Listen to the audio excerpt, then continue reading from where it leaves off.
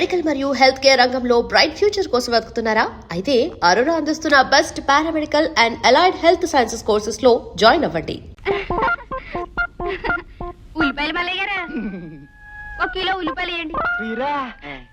ఏంటే ఏడాక పెట్టుపట్లాడిపోతున్నావు? ఏదైనా పెళ్లి సంబంధం కుదిరిందా? లేదు బాబు, అయినా నేను చిన్న పిల్లని, అప్పుడే నాకు పెళ్ళేటి బాబు. చిన్న పిల్లవే. అబ్బా ఆపండి బాబు మీ సరసం. ముందు ఉల్లిపాయలు వేయండి, నేను వెళ్ళాలి. ఇదిగో గంపట్టు. చూవేదవా, ఉల్లిపాయలు గంపలు ఎక్కడ పోతారేట్రా? ఎక్కడ పోతారండి? కింద పోస్తే మంచివి పుచ్చివి చూసుకుంటా ఏరుకుంటది. ఇప్పుడు ఏరుకో, పొంగున ఏరుకో.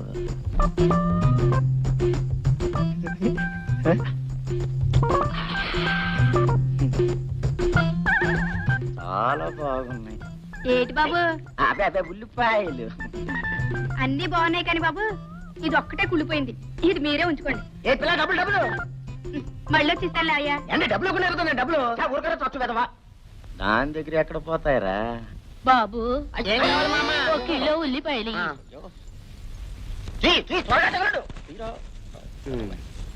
కింద పోస్తే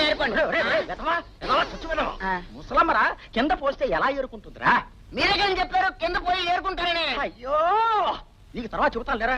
ఏదో బుట్ట పట్టమ్మా. ఇదిగో బాబు. నువ్వు వెళుతండి. ఏటండి? అమ్మమ్మలకి ముసలమ్మలకి కాదురా కింద పోయడం. వెదవా పడుచు పిల్లలకి. ఎందుకండి? ఇందుకు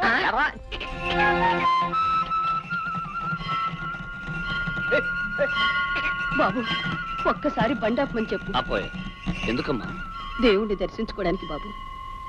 ప్రతి శుక్రవారం నేను, మీ నాన్నగారు పసివాళ్ళైన మీతో పాటే ఈ గుడికి వచ్చేవాళ్ళు. శివాయ నమః, ఓం ఈశ్వరాయ నమః, ఓం నమ శివాయ నమః, ఓం శివాయ నమః, ఓం ఈశ్వరాయ నమః, ఓం నమ.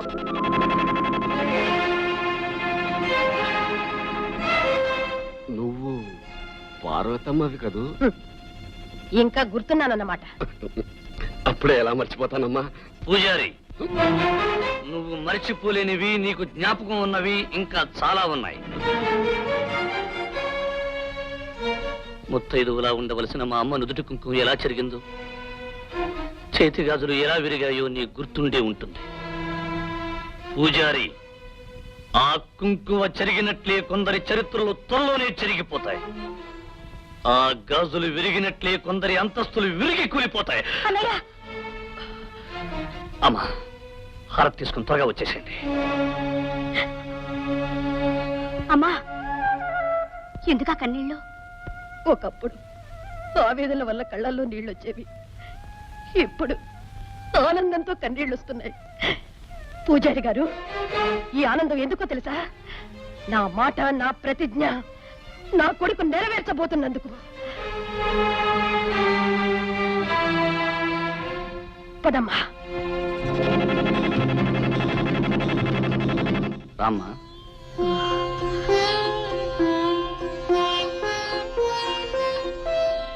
బాబు, మళ్ళీ ఇంట్లో అడుగు పెడతానని కల్లో కూడా అనుకోలేదురా.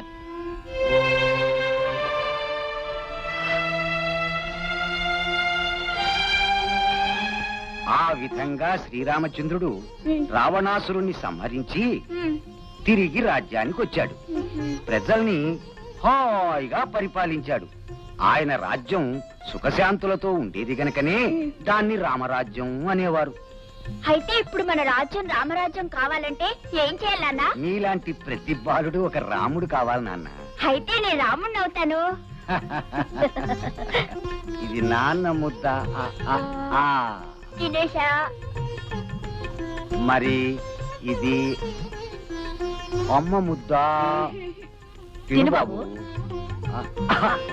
చాలండి. అమ్మా. బాబు, నా ప్రతిజ్ఞ నెరవేరుతున్నందుకు నాకెంతో ఆనందంగా ఉందిరా. విరిగి మాట్లాడకు.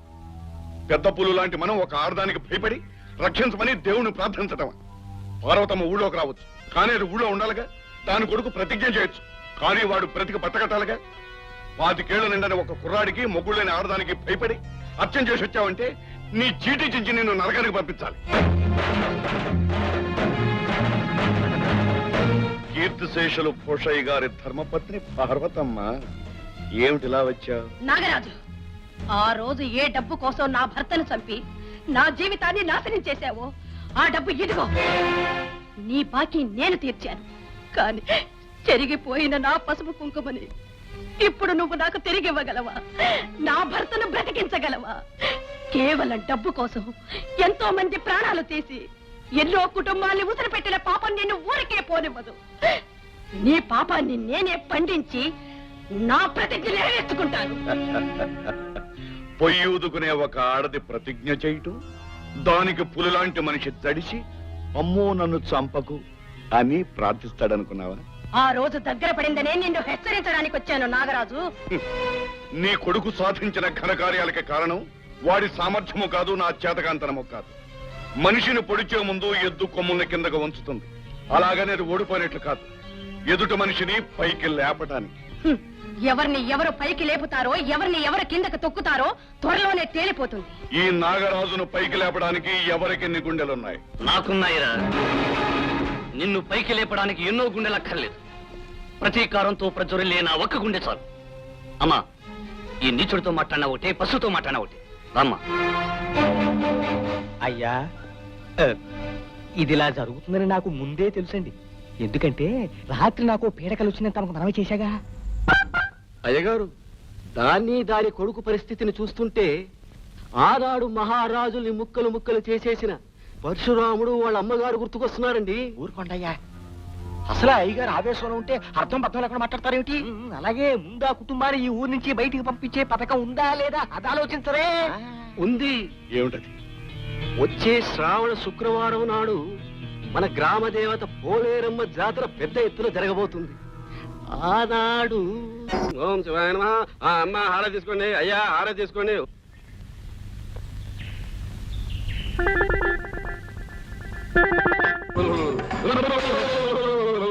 రే ప్రజలారా, నేను మీ గ్రామ దేవతను రా, అంగారమ్మన్ రా. అయ్యా, పూజారి గారు గంగా మొక్కులు పెట్టుకుందండి. గంగారమ్మ తల్లి, మమ్మల్ని కనికరించు తల్లి. నా గ్రామాన్ని, నా ప్రజల్ని కాపాడవలసిన తల్లి. మాపై ఆగ్రహించక తల్లి, మమ్మల్ని అనుగ్రహించు తల్లి. తల్లి గంగారమ్మ తల్లి. పాపాత్ముడు అడుగు పెట్టాడురా. వాడే కాదు, వాడి కుటుంబం కూడా అడుగు పెట్టిందిరా. వెంటనే వాడిని, వాడి కుటుంబాన్ని ఊళ్ళో నుండి బయటికి పంపించేయండి, లేకపోతే ఈ ఊరికి మంచి జరగదురా. వద్దు తల్లి, వద్దు. నీ మాటకి ఎదురులేదు, నా తీర్పు తిరుగులేదు. నీకు కోపం కలిగించిన వారు ఎవరైనా సరే చెప్పు తల్లి, చీటీ చించేసి నరకానికి పంపించేస్తాను. చివరికి అయ్యగారైనా సరే. హారతి హారతి.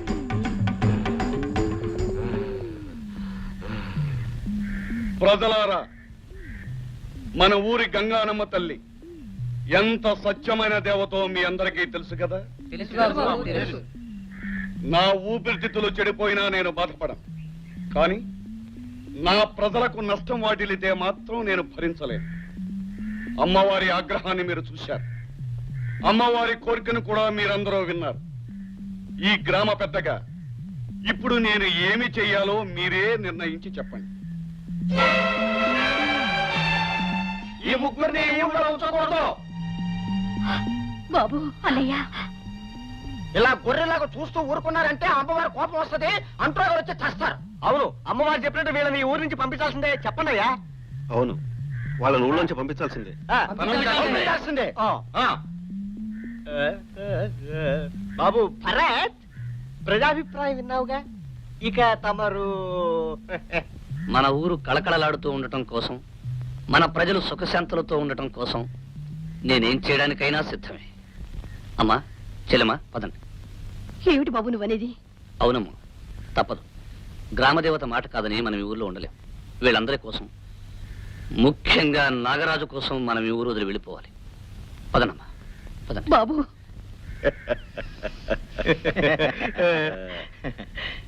మహానుభావులు,